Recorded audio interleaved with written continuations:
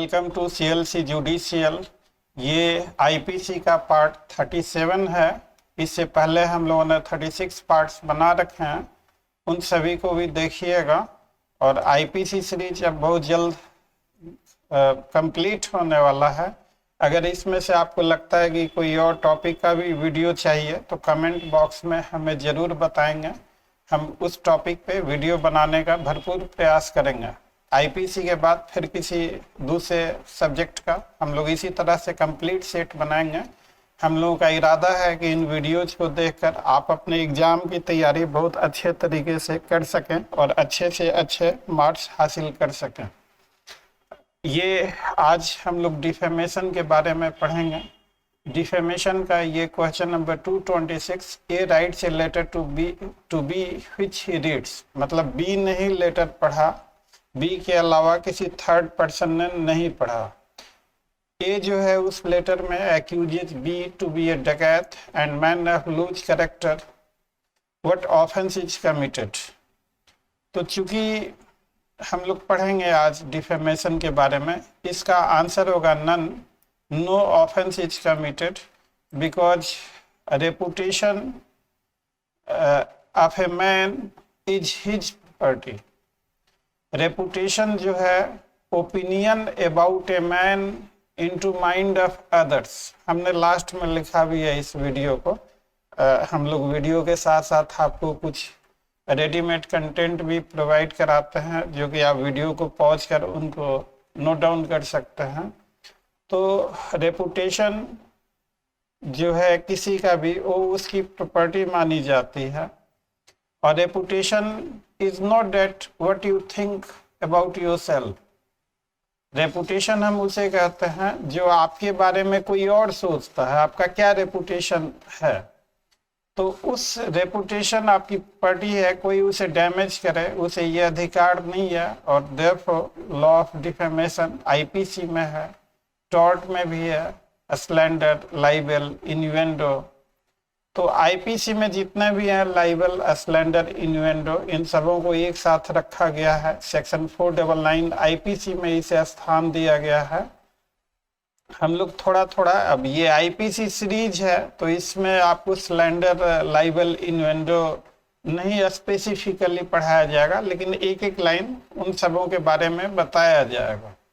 Mains का question है, discuss the essentials of defamation under IPC, differentiate between character and reputation. और यही question as it is copy paste 10 + 5 + 5 marks का question है। और interview में पूछा गया है कि कैरेक्टर और रेपुटेशन में क्या डिफरेंस है, ये पूछा गया है। तो देखिए, जो पहला the point, libel and slander और इन्यूएंडो, ये तीनों are different types of defamation. Defame मतलब किसी के रेपुटेशन को इंजरी पहुंचाना, किसी के रेपुटेशन को लोअर डाउन करना, and that is known as defamation. और किसी के इमेज को लोअर डाउन करना अनट्रू स्टेटमेंट के जरिए, फॉल्स स्टेटमेंट के जरिए, statement which is not true, and person making the statement must know that this statement is not true. तो लाइबल और स्लैंडर दोनों ही, और इन्यूएंडो दोनों ही एक तरह का डिफेमेशन है।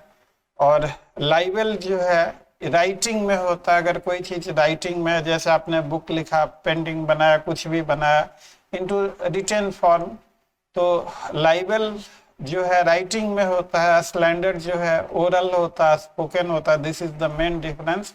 और इन्यूएंडो जो होता है इनडायरेक्ट कमेंट होता है। तो सेक्शन 499 आईपीसी में डिफेमेशन को डिफाइन किया गया है। तो हम लोग हमेशा बेयर एक्ट को प्रेफर करते हैं। बेयर एक्ट अब रिपीट नहीं करेंगे, अब पिछले वीडियोज में कई बार हमने कहा है। तो बेयर एक्ट अच्छा रहेगा, बेयर एक्ट को आप फॉलो करेंगे तो बहुत ही बेहतरीन रहेगा। और इंग्रेडिएंट वाइज चल रहा है। तो whoever by words either spoken or intended to be read or signs or by visual representation makes or publishes। तो ये जो है डिफेमेशन कैसे हो सकता है, तो डिफेमेशन बाय वर्ड बोलकर या लिखकर, स्पोकन और intended to be read. Intended to be read, आपने कोई शब्द जो है लोग कैसे उसे पढ़ेंगे, तो राइटिंग में होना चाहिए। तो word either spoken or intended to be read or signs or by visual representation. तो इसके जरिए डिफेमेशन हो सकता है. मेकिंग और पब्लिशिंग एनी इम्प्यूटेशन. इम्प्यूटेशन का मतलब होता है एक्यूजेशन विच इज फॉल्स. तो अगर कोई आदमी या तो कोई शब्द बोल के या इंटेंडेड टू बी रेड या साइन या विजुअल रिप्रेजेंटेशन के द्वारा कोई इम्प्यूटेशन पब्लिश करता concerning any person intending to harm or knowing or have reason to believe that such imputation will harm the reputation of such person is said except in the cases herein after expected to defame that person. तो defamation either by word spoken written or by sign visual representation or by किसी भी meaning से publication is necessary. इसमें कुछ explanation दिया है. deceased person का भी defamation हो सकता है. डिसीज पर्सन, इसको मैं हाईलाइट कर देता हूं. आप देखेंगे 499 बहुत लंबा सेक्शन है. 10th एक्सेप्शंस, कई एक्सप्लेनेशंस हैं इसमें. 10th एक्सेप्शंस, एक्सप्लेनेशन और कई इलस्ट्रेशंस हैं और काफी बड़ा चैप्टर है आईपीसी का. हम लोग इसे शॉर्ट में कर रहे हैं क्योंकि ब्रेविटी सोल ऑफ विट्स ऐसा कहा जाता है, लेकिन लॉ में आई पर्सनली फील कि ब्रेविटी सोल ऑफ विट्स को अप्लाई नहीं करना चाहिए. लॉ एक थिंकिंग सब्जेक्ट है, कंसेप्चुअल सब्जेक्ट है. जितना सोचेंगे, डिस्कस करेंगे, उतना ही आपको फायदा होगा. खैर anyway, brevity is the demand of time. तो मैं इस वीडियो को थोड़ा शॉर्ट कर रहा हूँ. आपको कोई डाउट हो तो कमेंट बॉक्स में जरूर पूछिएगा, हम लोग उसे बताने का प्रयास करेंगे. तो एक्सप्लेनेशन 1 डिसीज पर्सन का हो सकता, कंपनी और एसोसिएशन का भी डिफेमेशन हो सकता है या कलेक्शन ऑफ पर्सन का भी हो सकता. इसको भी मैं अंडरलाइन कर लूँ, ये नोट कर लेंगे. और इनडायरेक्ट स्टेटमेंट के द्वारा भी हो सकता. Form of an alternative expressed ironically may amount to defamation. तो ये इन्वेंडो से रिलेटेड है. No imputation is said to harm a person's reputation unless that imputation directly or indirectly in the estimation of others. तो देखिए, in the estimation of others जो है, this is the crux. और इसी से आज का क्वेश्चन पूछा गया है. मैंने आपको कोई लेटर लिखा, सिर्फ आपने पढ़ा और उस लेटर में मैंने आपको एक्यूज किया है, डिफेमेटरी बातें लिखी हैं. तो as long you read, so long it's not defamation. That may be insult, but there is a difference between defamation and insult. Defamation means lowering down the image of a man into mind of others. तो इसीलिए explanation 4 में in the estimation of others मतलब that publication must reach to a third person. Third person means जैसे I am maker of the imputation, आपको target किया है तो I am maker of the imputation first person, आपको target किया है second person, और थर्ड पर्सन हम दोनों के अलावा अगर कोई उसे पढ़ता है तो देन डिफेमेशन हो सकता है अगर इम्प्यूटेशन इज डिफेमेटरी. तो ये in the estimation of others, तो ये होगा. अब जैसे illustration, A says Z is an honest man, he never stole B watch, intending to cause it to be believed that Z did steal B watch. अब देखिए, बोलने के अंदाज पे भी डिपेंड करता. अगर मैं बोलूं कि अरे ये जो है ईमानदार आदमी है भाई, ये चोरी नहीं कर सकता, समझ रहे हैं ना हम क्या कहना चाह रहे हैं. तो कहने का मतलब कि हमारा होल सोल इशारा है कि ये बेईमान आदमी है और उसने घड़ी चुराई, तो ये डिफेमेशन हो सकता है unless it falls with in any of the exception. Truth अगर सच है, चोरी की है, तो डिफेमेशन नहीं होगा, लेकिन अगर फॉल्स है तो डिफेमेशन हो जाएगा. दूसरा है as ask who stole B watch, B की घड़ी किसने चुराई, और ये जो है points to Z intending it to cause it to believe that Z ने घड़ी चुराई, तो ये भी डिफेमेशन हो जाएगा. A draws a picture Z running away with B watch, तो ये भी विजुअल रिप्रेजेंटेशन के जरिए डिफेमेशन हो जाएगा। आप देखिए, I always say law is nothing more than common sense. तो डिफेमेशन में भी पढ़ते हैं, बचपन से पढ़ते आ रहे, सांच को आँच नहीं, सत्यमेव जयते। सच से किसी का कोई नुकसान नहीं होता, ट्रूथ डज नो हार्म। तो जो फर्स्ट एक्सेप्शन है, that is imputation of truth which public good requires to be made और पब्लिश्ड। तो पहला जो एक्सेप्शन है, मान लीजिए कि कोई डकैत है और उसे अदालत से डकैत घोषित कर सजा दी गई है, तो तब मैंने कहा कि ये डकैत है, क्योंकि ट्रूथ है उस स्टेटमेंट में और लोग उससे सावधान रहें। तो this imputation of truth with public good, तो that is no defamation and it falls under exception 1। और उसी को मैंने हाईलाइट कर दिया, ये सारे आप नोट कर लेंगे। Truth is the best defence, video को पॉज कर। Truth is the best defense to charge of defamation. For applicability of this exception, two conditions are necessary. Firstly, the imputation must be truthful, or secondly, publication of truthful imputation was necessary for public good. हम लोगों ने हाल फिलहाल में MJ Akbar का defamation का case, उससे पहले अरविंद केजरीवाल का, उससे भी पहले राम जेठमलानी सुब्रमण्यम स्वामी का, वो सारे केसेस की हम लोग चर्चा करेंगे। डिफेमेशन एक बहुत ही बड़ा एस्पेक्ट है, बहुत सारे केस लॉज हैं। आप किसी एग्जाम की तैयारी कर रहे हैं तो उन सारी चीज़ों को मेमोराइज करना थोड़ा सा डिफिकल्ट, तो आपको मेन चीज़ें समझनी है, ब्रॉड पैरामीटर समझना है, इससे आपका बेहतरीन तरीके से काम चल जाएगा। Second exception, public conduct of public servant.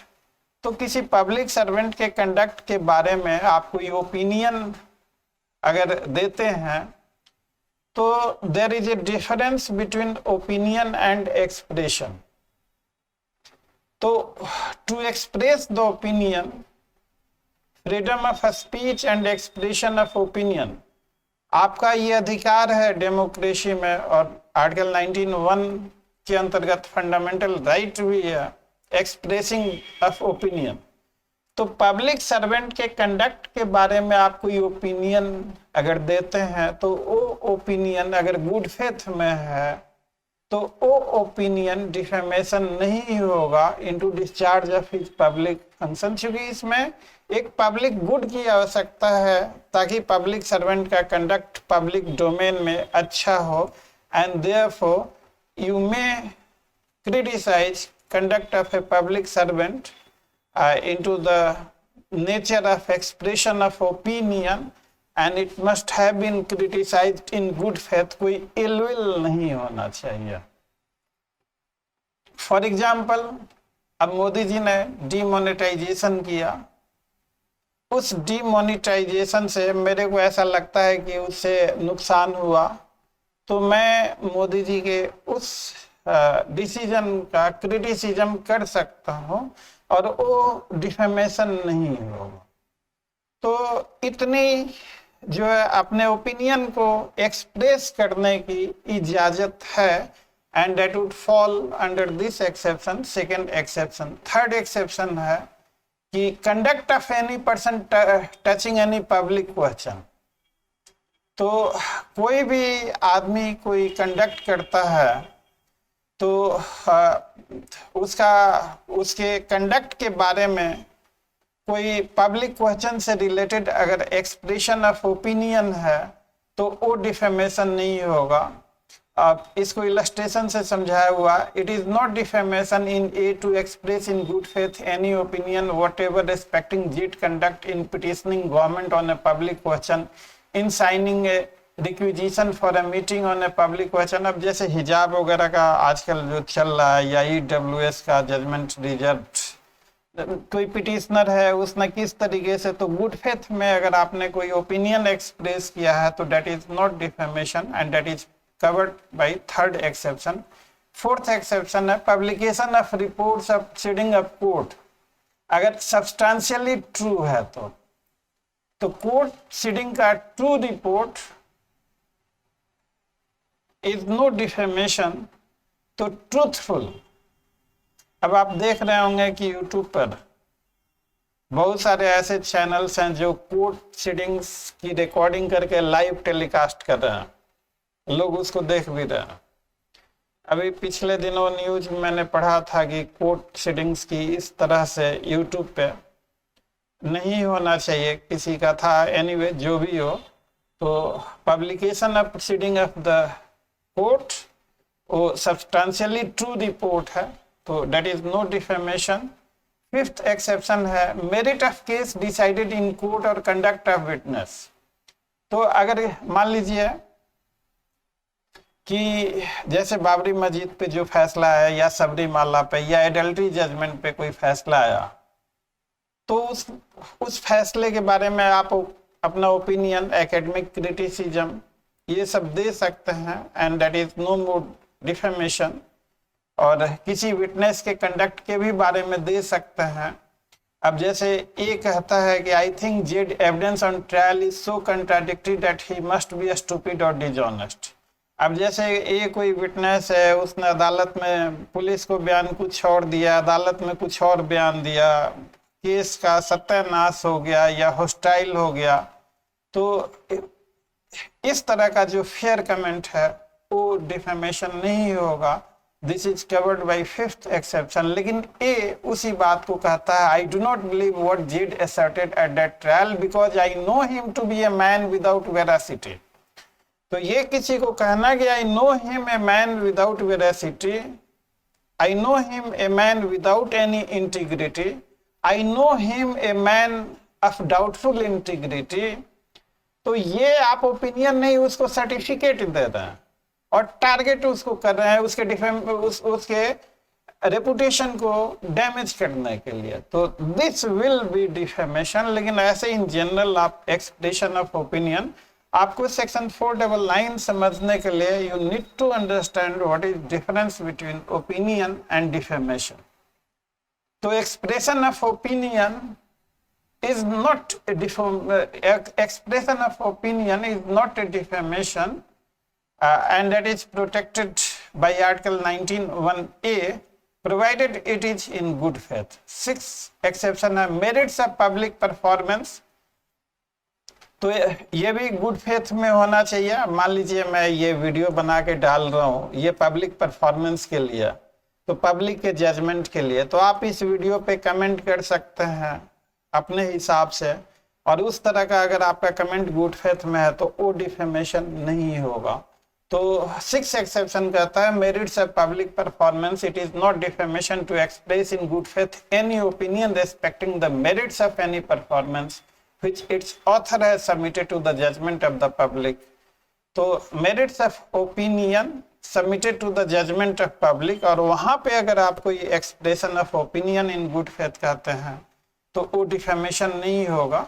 अब जैसे ए ने कोई किताब लिखा तो उसका किताब जो है वो पब्लिशिंग है, submitting the book to the judgment of public. इसी तरीके से अगला जो है सेवेंथ एक्सेप्शन है censure passed in good faith by person having lawful authority over another, तो ये भी डिफेमेशन नहीं होगा। आपका आठवां जो एक्सेप्शन है accusation preferred in good faith to authorise person, अगर आप किसी की कंप्लेन करते हैं तो वो डिफेमेशन नहीं है। It is not defamation to prefer in good faith an accusation against any person to any of those who have lawful authority over that person with respect to the subject matter of accusation. मान लीजिए आप victim party हैं, आपने IO की complaint कर दी कि वो Muslim party से मिला हुआ है, तो this is accusation in good faith कि केस का इन्वेस्टिगेशन ठीक तरीके से हो, तो इट इज नॉट डिफेमेशन। जो आपका नाइन्थ एक्सेप्शन है imputation made in good faith by person for protection of his और अदर गुड्स, तो एक आदमी अपने कैशियर कहता है कि इसको कोई सामान मत देना बिकॉज जब तक वो पेमेंट ना करे, तो this is just expression of opinion and this is no more defamation. और जो 10th एक्सेप्शन है caution intended for good of person to whom conveyed और फॉर पब्लिक गुड, तो conveying a caution in good faith that is also not defamation. और देखिए character और reputation, character means कि what a man really is, और reputation is what others think about that man. तो character और reputation दो अलग अलग चीजें हैं। Character is what a man is, while reputation is what a man is into minds of others। इसको note कर लीजिए, मैं येलो टेक्स्ट से हाईलाइट कर देता हूँ। ए मैन में बी अ गुड कैरेक्टर, लेकिन रेपुटेशन अच्छी नहीं हो सकती, वाइस वर्सा भी हो सकता। केस लॉ है सुब्रमण्यम स्वामी वर्सेज यूनियन ऑफ इंडिया। तो इस केस में कॉन्स्टिट्यूशनल वैलिडिटी सेक्शन 499 का सुब्रमण्यम स्वामी ने कहा कि जब freedom of speech and expression of opinion है तो डिफेमेशन का लॉ जो है कॉलोनियल लॉ है, इसको स्ट्रक डाउन करना चाहिए। ऐसे लॉ की जरूरत नहीं है, हमें बोलने की आज़ादी होनी चाहिए। कोर्ट ने उनकी बात नहीं मानी और उनकी पिटीशन डिसमिस कर दी और constitutional validity of section 499 was upheld. और दूसरा केस है राम जेठमलानी वर्सेस सुब्रमण्यम स्वामी। इसमें सुब्रमण्यम स्वामी ने राम जेठमलानी के बारे में कहा कि वो जो है बैंड जो ऑर्गेनाइजेशन है जिसने राजीव गांधी की हत्या करी थी, उससे पैसे वैसे लेके उसका केस लड़ रहे हैं, तो 5 लाख रुपया वो डैमेजेस देना पड़ा था। Court held it as defamation. फिर एक और केस है T V Ram Subba Iyer versus M Ahmad Mohiddin का। तब इसमें भी कोर्ट ने कहा कि defendants are liable for publishing a statement without intention to defame the defendant. Statement में a particular person carrying business of agarbatti या स्मगलिंग एक्टिविटी वगैरह, तो that was held to be defamation. तो ये कुछ केस लॉज हैं। ये थोड़ा सा मैंने इस वीडियो को जल्दी फास्ट किया है क्योंकि टाइम कम है बिहार एपीओ को देखते हुए। वैसे पटना यूनिवर्सिटी के सिलेबस में ये नहीं है, लेकिन डिफेमेशन से पास्ट में क्वेश्चन पूछे गए हैं बिहार एपीओ में भी। डिफेमेशन आईपीसी के अंतर्गत एक बहुत ही इम्पोर्टेंट चैप्टर है, और इम्पोर्टेंट ही सिर्फ नहीं, बहुत ही बड़ा चैप्टर आप देखेंगे आईपीसी में। डिफेमेशन कितना लंबा सेक्शन है, कितने सारे एक्सेप्शंस हैं, कितने सारे इलस्ट्रेशंस हैं, कितने सारे एक्सप्लेनेशंस हैं। स्टूडेंट लोग को समझने में थोड़ी दिक्कत होती है। तो हमने अब सारे सेक्शंस और ये सारी चीज़ें डिटेल में करते तो पता लगता कि 10-12 वीडियोज सीरीज सब सीरीज में बन गई डिफेमेशन की। तो एनीवे आपको इसमें कोई डाउट होगा तो कमेंट कर जरूर पूछिएगा, मैं जरूर बताऊंगा। और अंत में वीडियो अच्छी लगी हो तो वीडियो को लाइक, चैनल को सब्सक्राइब और ज़्यादा से ज़्यादा वीडियो को शेयर करेंगे ताकि हर लॉ स्टूडेंट अपनी तैयारी इन वीडियोज को देखकर बेहतरीन तरीके से कर सके। एक वीडियो बनाने में हम लोगों का भी पूरे दिन का समय लगता है, तो कम से कम सब्सक्राइब जरूर कर दीजिएगा ताकि हम लोगों का भी हौसला और ये एहसास हो कि आप लोगों का प्यार नॉन स्टॉप तरीके से हम लोगों को मिल रहा। तो thanks for watching, see you again in some next topic, till then bye bye.